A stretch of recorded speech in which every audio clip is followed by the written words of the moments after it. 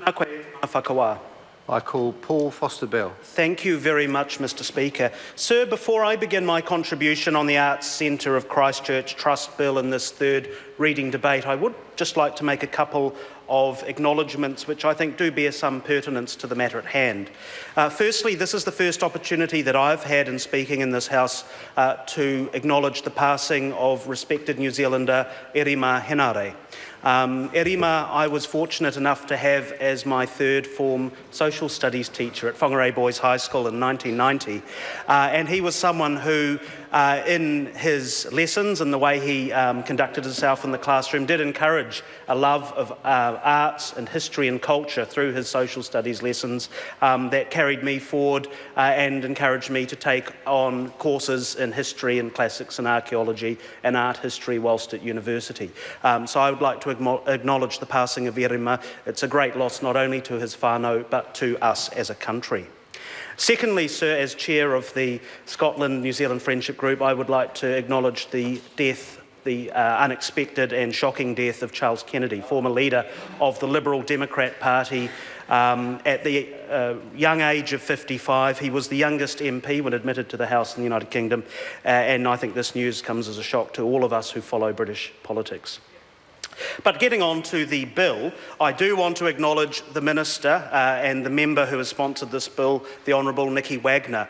Nicky Wagner is a very impressive member of this House, and this is only the first of two bills today which she has brought before us to advance issues in her local area. She's a very assiduous and hard-working member, and there are many of us who follow what she does with great interest because we think there is much we can learn from such a successful and hard-working member. Sir, it's a pleasure to speak in such a bill which enjoys cross-party support, in fact, unanimous support among all sides of the House. And I do want to thank the Speaker who just resumed his seat, Major Ron Mark, for his comments, not only acknowledging the excellent chairman of the Select Committee, Scott Simpson, who does really work very hard to conduct the committee in a very cross-partisan, non-partisan and cross-party and I think cooperative way to make sure that we deliberate carefully on all such issues that we address.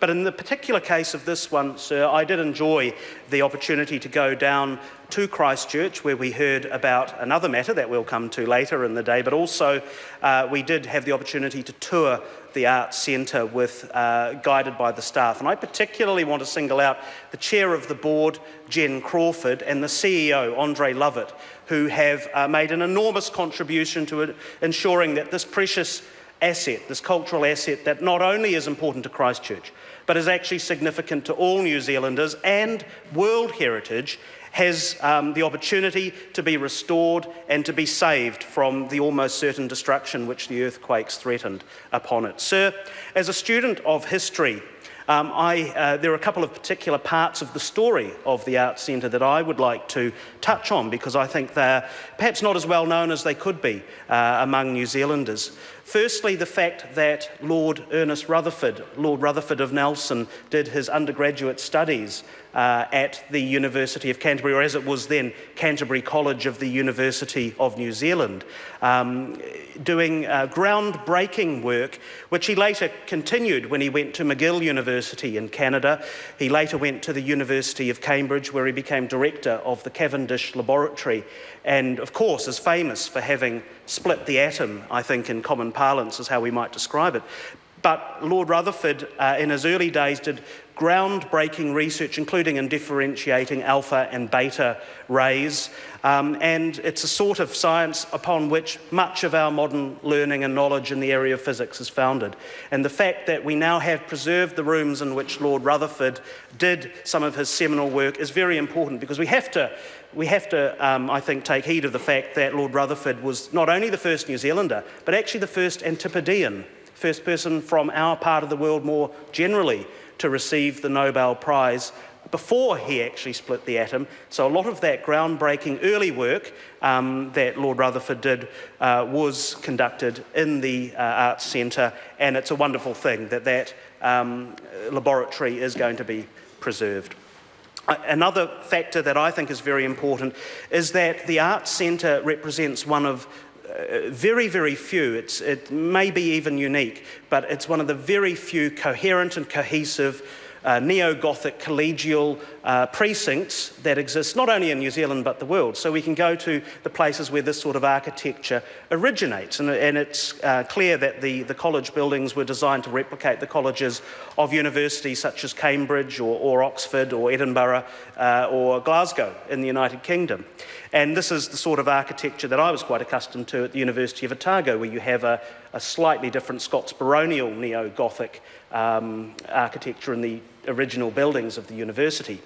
But this is a unique site because you have not only the college buildings, you have what is now the Canterbury Museum buildings, under which work is underway to make sure that they can reopen to their full potential, and it's already, a lot of the galleries are open and it's available to visit, and I would encourage not only Cantabrians but visitors from overseas to make the trip down and pay a visit to the Canterbury Museum because it's well worth a look. But you have Christ College, and sadly, of course, with the destruction of the cathedral, you have one end of that streetscape precinct has been unfortunately affected. But we have had some positive news in recent days and weeks around the potential for the Catholic cathedral to be restored. There are modern means that allow even heavily damaged buildings to be economically brought back to their something approaching their original status and preserve some of those heritage values, and I think that's a very positive thing. Sir, this bill has been improved upon by the Select Committee in hearing from submissions from obviously those intimately involved with the current governance and administration of the Arts Centre. We've reported back and made a few changes, including some small technical details, such as the removal of Clause 8, which would, if it had been allowed in as originally proposed, would have provided for the transfer of trust property back to the Crown in the event of the winding up of the trust. And as laudable as that goal in itself may sound, that carried the unfortunate consequence of a debt incurred by the trust also falling to the Crown. So there has been some reorganisation there, and with the new subclause 5(2) being added, requiring that all income, benefit or advantage received by or accruing to the trust be used to advance its charitable purposes and objects. And I think this sets the trust up well. It was originally founded some 40 years ago, and of course, after 40 years, it's time for a bit of a spruce up. But I think we're going to leave it in a very strong position, sir, in which they will be able to conduct their affairs, including some commercial activities, provided that the profits and proceeds from those activities go back to deliver on those objects of what is, quite rightly, a charitable and non-commercial trust. So this could include, for instance, the leasing out of premises to act as cafes. And those of us who visited the Arts Centre pre-earthquake will remember what vibrant cafes and restaurants they had. Those of us who visited pre-earthquakes would also remember the theatre that served up some wonderful productions. My personal favourite, of course, was David McPhail starring as Muldoon in the eponymously titled play. And he'd moved on, sir. I don't know if other members have seen David McPhail's more recent interpretations, but he'd moved on from the comical caricature of one of our great Prime Ministers into, I think, a very sensitive and highly dramatic portrayal of Muldoon the Man.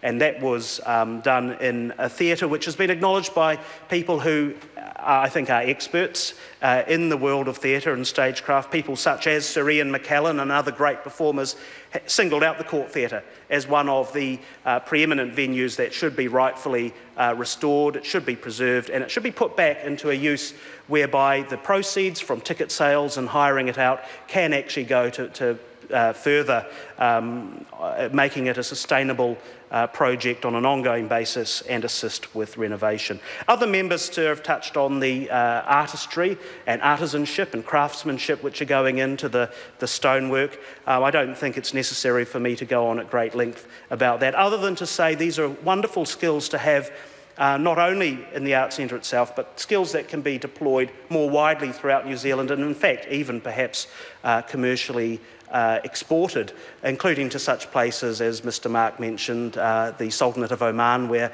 His Majesty Sultan Qaboos has an enormous aesthetic and an unlimited budget for doing such works. So I'd like to see that move forward in the future. Thank you very much, Mr. Speaker. I commend this bill to the House.